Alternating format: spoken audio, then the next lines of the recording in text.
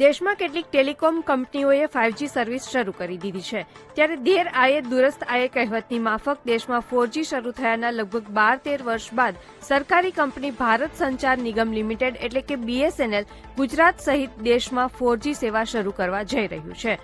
ગુજરાતમાં હવે September and સુધીમાં તમામ 4G સોલાર ટાવર શરૂ થઈ જશે. BSNLના આંતરિક સૂત્રો મુજબ ગુજરાતમાં ડિસેમ્બર સુધીમાં 5G સર્વિસ પણ શરૂ થઈ શકે છે. ગુજરાતમાં 4G સેચ્યુરેશન પ્રોજેક્ટ BSNL દ્વારા શરૂ કરવામાં આવ્યો છે. 2022માં પ્રોજેક્ટ સમગ્ર ભારત દેશમાં શરૂ કરવામાં આવ્યો હતો. તે અંતર્ગત અલગ અલગ સાઇટ નક્કી કરવામાં આવી હતી, જેના ભાગરૂપે ગુજરાતમાં પણ અને ખાસ કરીને દક્ષિણ ગુજરાતના જે અંતરિયાળ વિસ્તારો છે તે વિસ્તારોની અંદર પણ BSNLના 4Gના મોબાઈલ ટાવર હવે ઉપલબ્ધ કરાવવા માટેનું આયોજન શરૂ કરાયું છે. BSNL સિવાયની જે અન્ય ટેલિકોમ કંપનીઓ છે તેઓ પોતાના રેટ સમયાંતરે વધારતી રહે છે, પરંતુ BSNLમાં 4G લોન્ચ કર્યાના 1 વર્ષ સુધી કોઈ પણ પ્રકારનો ભાવ વધારો નહીં કરાય.